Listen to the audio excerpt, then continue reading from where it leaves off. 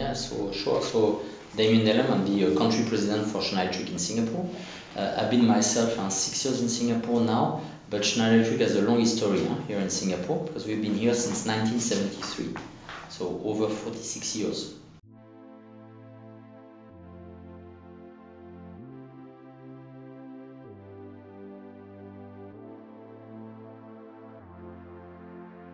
Now, I think when you think about a city is made of buildings. Whether you talk about infrastructure, airport, water network, commercial building, residential buildings, etc., etc. So when you talk about a city, there's a set of buildings around the city. Now, when we talk about smart building, you can also have the smart home pension. This is what you were referring to. And today, what we've seen in the building in general, thanks to IoT, is really the opening of new ways to make buildings more efficient, more sustainable, but also more comfortable.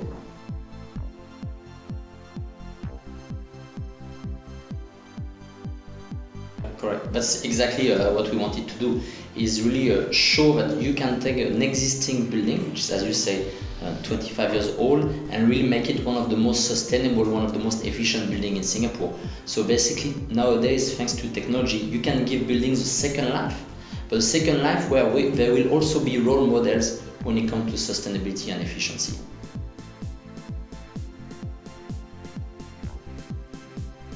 Well, actually, and that's I think one of the advantages of Singapore, frankly, is really the close link between the government agencies as well as with the enterprise and business world. And on this building itself, we work very closely with BCA. As such, it was the first to achieve the platinum, a new platinum certified BCA, I would say, level when it comes to sustainability, which was published end of 2017. So we work very closely with BCA. Another example I can give you is this building is connected to the BCA portal. So whatever energy we consume every day, whatever energy data, it's visible and transparent for BCA people.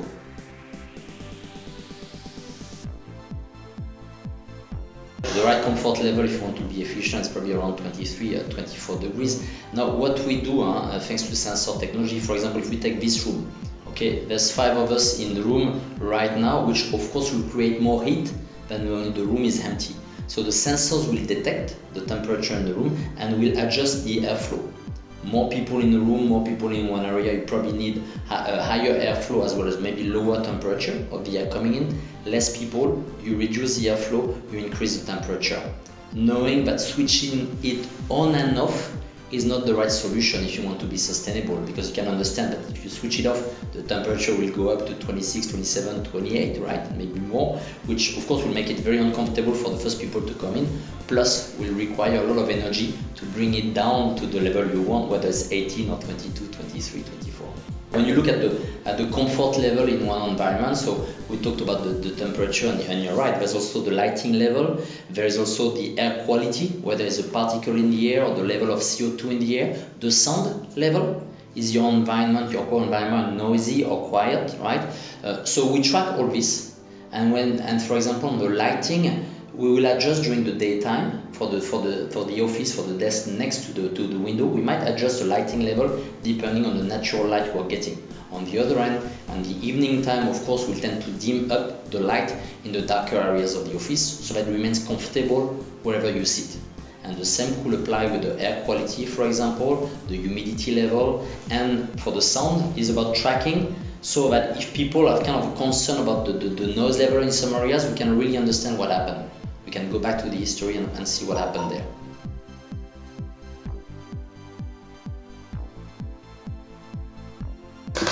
Very much. So that's another concept around with the technologies, is to help you move from a preventive mode of maintenance, which is, as you say, preventive. Every 2 hours or every day, I will go through my whole toilets, if you want to take this example, or my whole building to check my lighting level, etc. So that's a preventive mode. You move it to a condition-based or predictive mode, which is basically depending on how much I use my equipment, I will do more preventive maintenance. I will do more maintenance than the others. And you're definitely right that all the areas where you have irregular traffic, where you have different level of occupation, for sure these are very interesting applications. Yes, so the way the AI, the algorithm, the analytics kick in is basically your kind of a gathering points, right? Data points, right? Mm-hmm. With the data points, you have graph, you can drive curves, right? And then where the AI comes in is we are comparing this graph with hundreds, thousands of similar install base, similar buildings worldwide, so that we can in advance know where the curve, where the graph is heading. And this is where the AI comes in.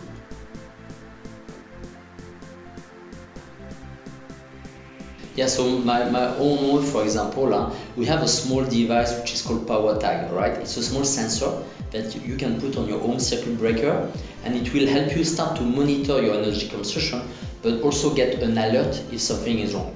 So example of application could be a fish pond or aquarium, right? If the pump goes down, what's going to happen? If you're outside, your fishes will die, right? So the fridge.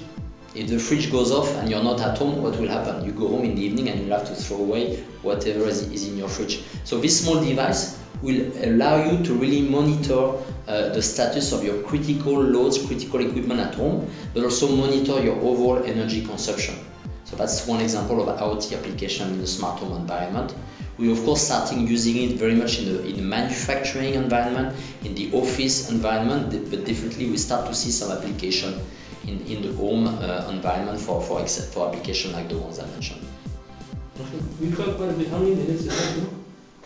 About 15, 20.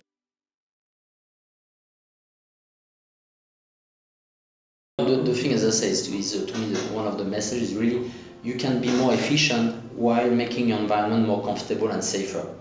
You don't need, and because as we said earlier, if you want to be efficient, you switch everything off, right? You don't concern. And this is exactly what you said earlier with the quote from Mr. Lee Kuan Yew, saying, well, look, I mean, what really has helped Singapore transform is air condition, all right? But if you switch off your air condition for one day, then the working environment will become impossible for the people, right?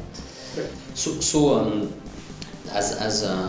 it was one of the purpose of the conversation today is really to say that by the middle of next year, this building will be carbon neutral, right? And the way we do it in a sustainable, economical, or say livable way, because you can be carbon neutral tomorrow, but it's going to cost you a lot of money, right? Mm-hmm. So there's going to be no payback. So unless you do it for yourself and really because out of the vision, it becomes difficult to get a payback on that. What we've done is first of all is reduce to the minimum the energy we consume. Be as efficient as possible, which is the first step to do. Then the remaining energy we consume we leverage renewable, and this is where we also take advantage of the environment of Singapore, where there's more and more investment and liberalization of energy supplier is really driving down the cost of renewable. So whatever we still consume, we will buy it through from renewable sources of energy. Of course, the sun being the first one in Singapore.